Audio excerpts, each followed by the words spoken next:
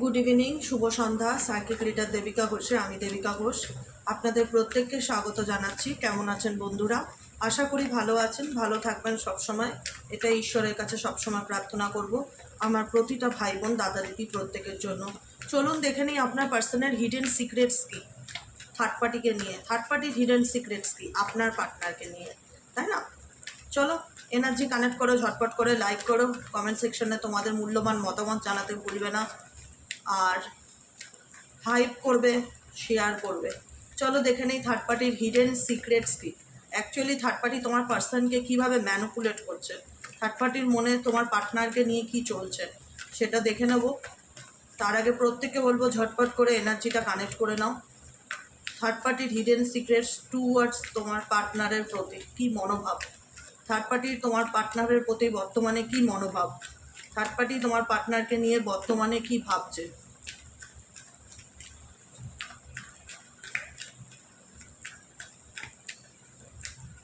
Okay, depth, bottom of the ডেকের card হচ্ছে, first card হচ্ছে ডেপথ কার্ড।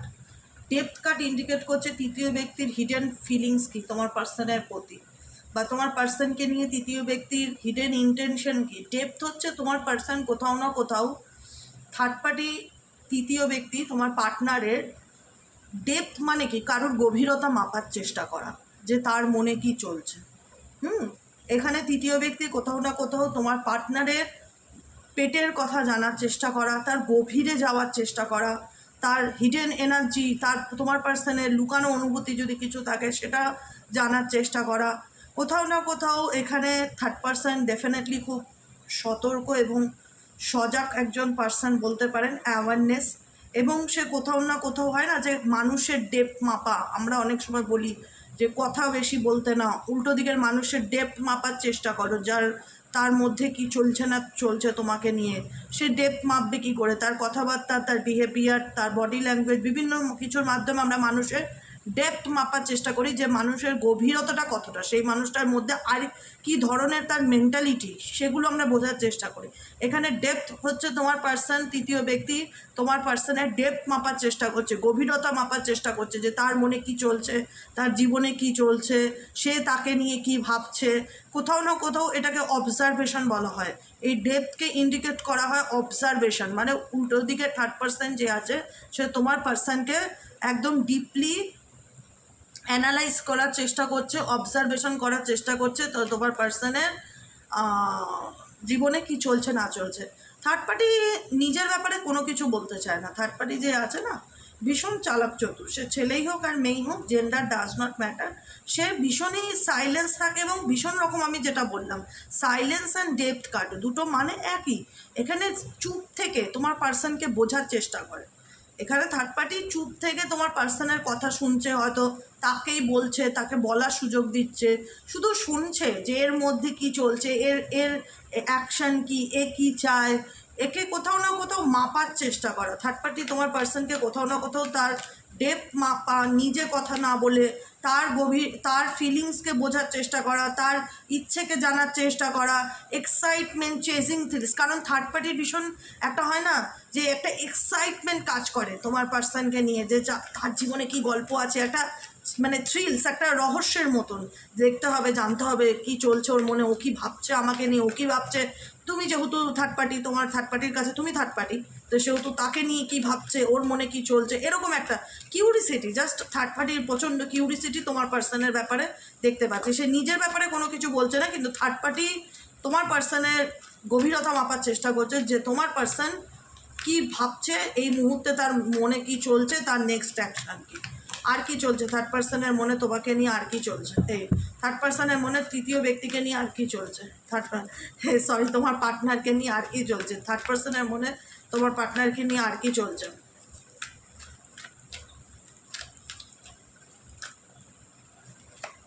মিস্টেক্স, ইনটিউশন, এদের মধ্যে বর্তমান সিচুয়েশানে মনে হচ্ছে যে সম্পর্কটা এমন একটা জায়গায় দাঁড়িয়ে আছে যেখানে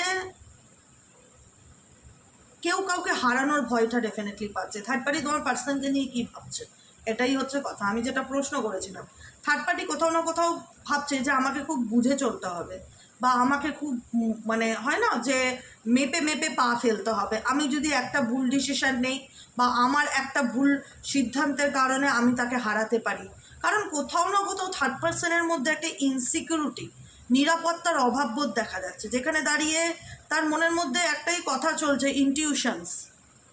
ইনটিউশন এবং টেলিপ্যাথি, ইনার নোয়িং ইন্ডিকেট করছে তার মনের মধ্যে এমন একটা অজানা কথা চলছে যে আমি যদি কোনো ভুল করি, থার্ড পার্সন ভাবছে আমি যদি কোনো ভুল করি বা কোনো ভুল অ্যাকশন নেই বা ভুল পদক্ষেপ গ্রহণ করি, তার ফলে আমার কিন্তু তোমার পার্টনারের সাথে, মানে তুমি যাকে নিয়ে রিডিং দেখছো তোমার পার্টনারের সাথে তার কিন্তু কোথাও না কোথাও একটা ভুল বোঝাবুঝি তৈরি হয়ে যেতে পারে বা মিসআন্ডারস্ট্যান্ডিং তৈরি হয়ে যেতে পারে, বা তার ফলে হয়তো সে তোমার পার্টনারকে তার ফলে হয়তো তোমার পার্টনার তার থেকে দূরে সরে আসতে পারে বা ডিস্টেন্স বজায় রাখার চেষ্টা করতে পারে বা তৃতীয় ব্যক্তিকে ভুল বুঝতে পারে। এরকম কিছু সিচুয়েশনের কারণে কিন্তু এই ব্যক্তি বর্তমান সিচুয়েশনে খুব বুঝে বুঝে পা ফেলছে। থার্ড পার্টি যে আছে না, খুব বুঝে বুঝে পা ফেলছে। ফুটপাট করে কথা বলা, যখন যা খুশি সিন ক্রিয়েট করা, হঠাৎ মাথা গরম করা, এগুলো করছে না, কারণ সে তোমার পার্সনের ডেপথ মাপছে, প্রথম কথা হলো।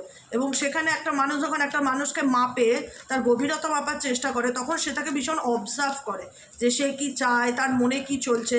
এখানে থার্ড পার্টি তাই করছে, এখানে তোমার পার্সনের মনে কি চলছে, তোমার পার্সন কি চায়, সে যেন কোনো ভুল অ্যাকশন না নেয়, সে যেন এমন কিছু বলে না ফেলে যাতে তোমার পার্সনের মন তার উপর থেকে উঠে যায় বা তার সাথে একটা ভুল বোঝাবুঝির সম্পর্ক তৈরি হয়ে যায়।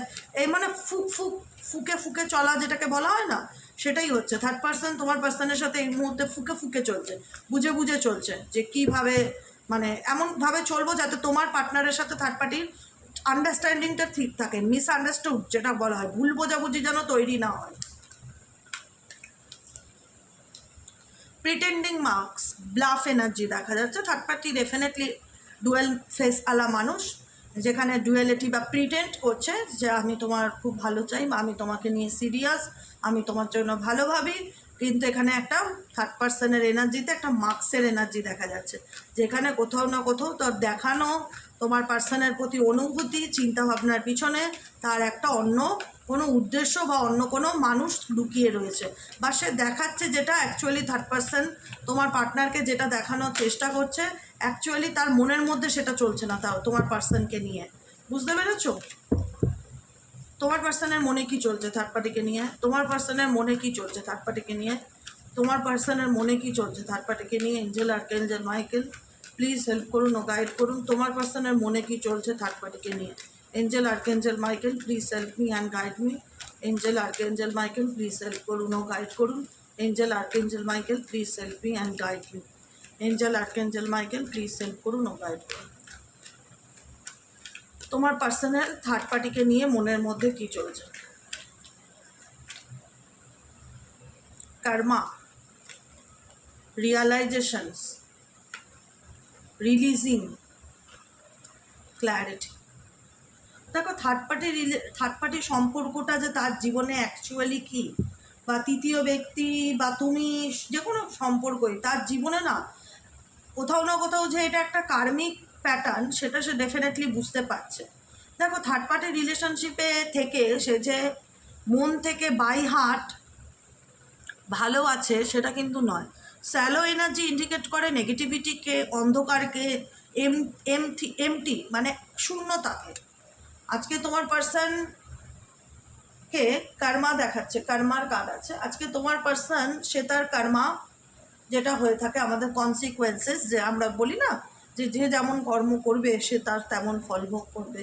কনসিকুয়েন্স ইন্ডিকেট করে কজ অ্যান্ড এফেক্টসকে। এখানে তোমার পার্সন তার কজ, তার জীবনে যা ঘটনা সে ঘটিয়েছে বা আজ পর্যন্ত তার জীবনে যেগুলো চলেছে তার এফেক্টস ডেফিনেটলি সে ফিল করতে পারছে, মানে যেগুলো ঘটেছে বা যা চলে এসছে এতদিনে তার এফেক্ট যেটা, সেটা সে ফিল করতে পারছে। যেখানে দাঁড়িয়ে তার জীবনে কোথাও না কোথাও থার্ড পার্সন থাকা সত্ত্বেও বা তুমি থাকা সত্ত্বেও কোথাও না কোথাও সেই মেন্টালি পিসটা বা হ্যাপিনেসটা তার মধ্যে নেই।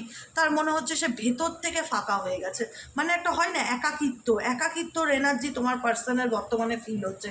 হলো এনার্জি, অন্ধকার, একটা নেগেটিভিটি, শূন্য, বোরডম, একঘেয়েমি, মনে হচ্ছে জীবনে কোনো কিছু ভালো লাগছে না বা কোনো কিছু ভালো চলছে না, এরকম চিন্তাভাবনা মধ্যে দিয়ে যাচ্ছে, একাকিত্বের মধ্যে দিয়ে যাচ্ছে, একটা লোনলি ওয়ে দিয়ে যাচ্ছে, যেখানে দাঁড়িয়ে কিছু কিছু সময় না মানুষের একাকিত্ব মানুষকে অনেক কিছু ফিল করাতে সাহায্য করে, বুঝতে সাহায্য করে, বা ইউনিভার্স কিছু মানুষকে কিছু পরিস্থিতির কারণে দূরে করে দেয় কাউকে, তাকে বোঝানোর জন্য যে তার জীবনের জার্নিটা কী এবং তার মূল্যটা কী, সেই ব্যক্তির মূল্যটা কী।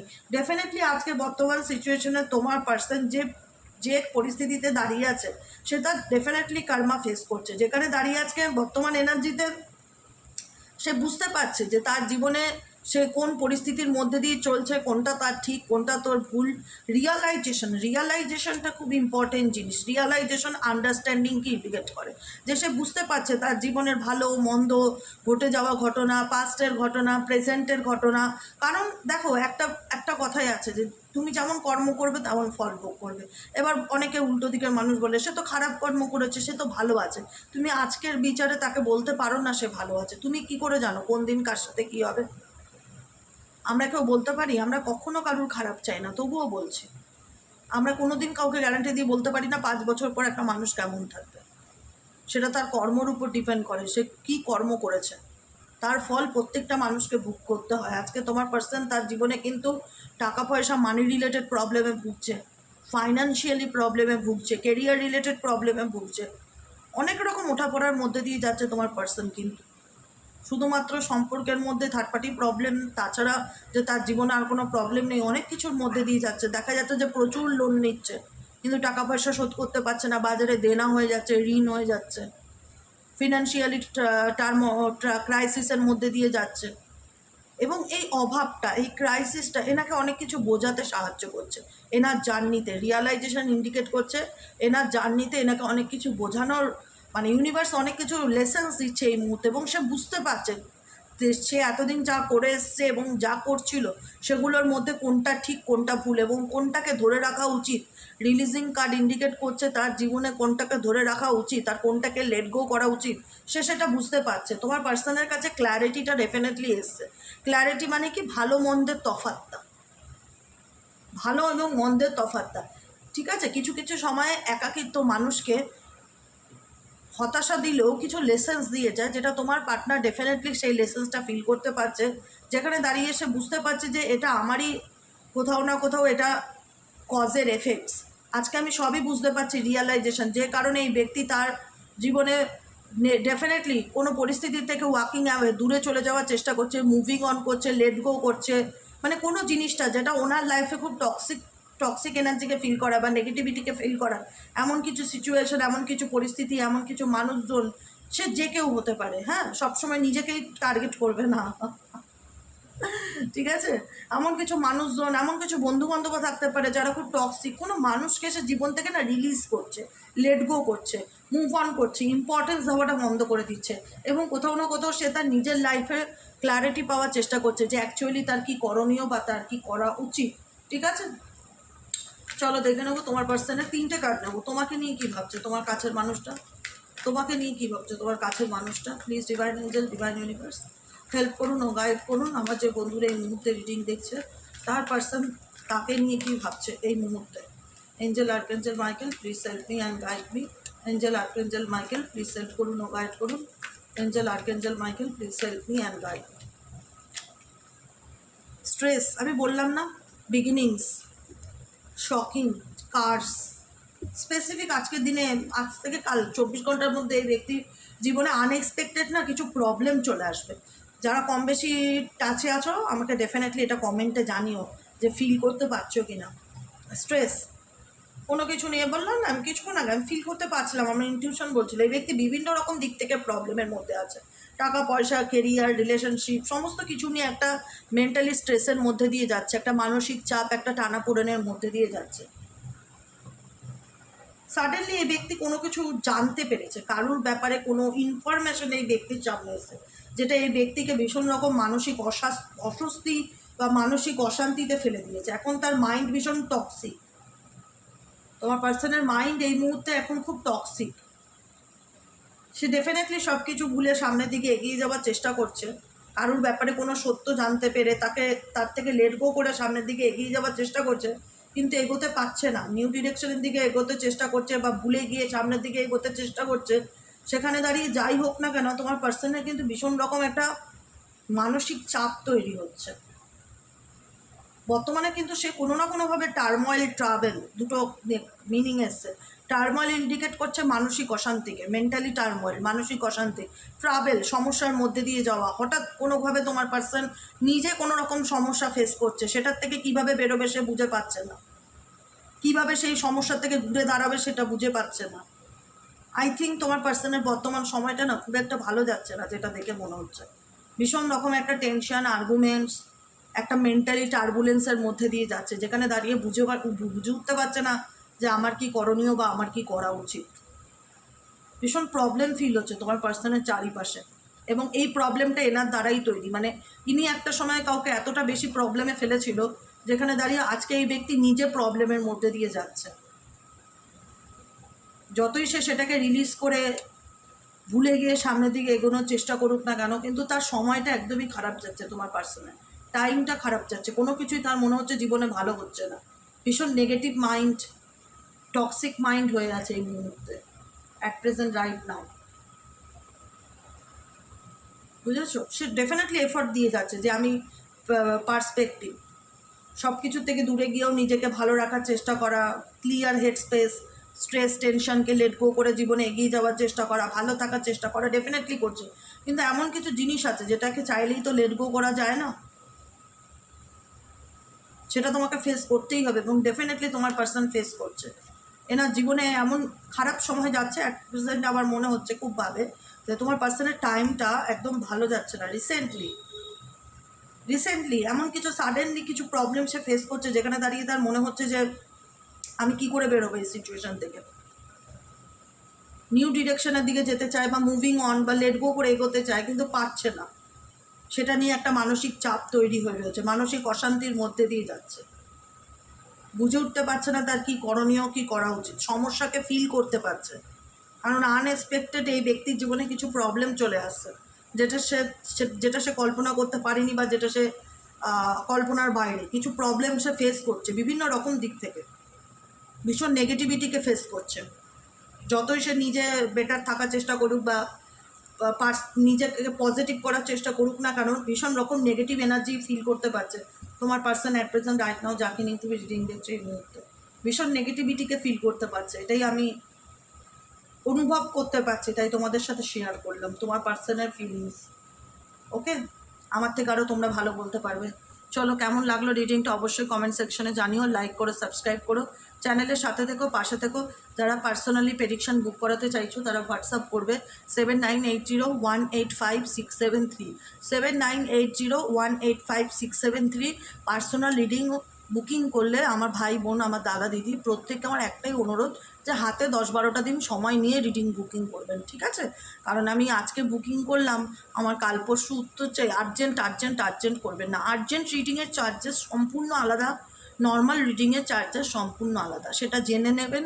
যদি আপনার সত্যি কথা বলতে প্রকৃত অর্থে আর্জেন্টলি দরকার পড়ে তাহলে আর্জেন্ট বুকিং করবেন, আর যদি মনে হয় যে না আমি 10-12 দিন ওয়েট করতে পারবো তাহলে নর্মাল প্রেডিকশন বুক করবেন, ঠিক আছে?